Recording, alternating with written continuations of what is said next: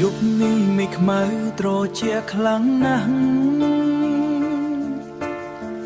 មានតែរូបបងម្នាក់ឯងឯកោមានតែរូបបងម្នាក់ឯងឯកោភ្លៀងធ្លាក់តិចតិចនឹកអូនមិនឈប់តើពេលនេះអូននៅកន្លែងណាយប់នេះភ្លៀងធ្លាក់ធាក់តិចរងាដល់បេះដូងនឹកក្លិនខ្លួនអូននឹកគ្រប់វេលាភ្លៀងជួយប្រាប់ផងថាបងនៅនឹកអូនខ្លៅនឹក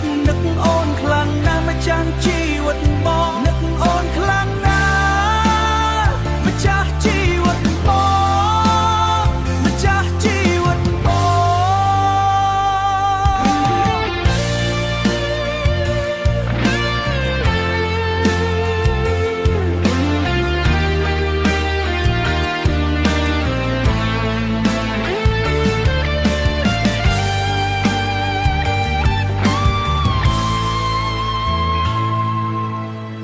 ទោះបីពេលនេះយើងត្រូវឆ្ងាយគ្នាទោះបីពេលនេះយើងត្រូវឆ្ងាយគ្នាតែបេះដូងបងនៅចាំតែអូនសុំមេឃជួយថែឲ្យអូនមានសុខ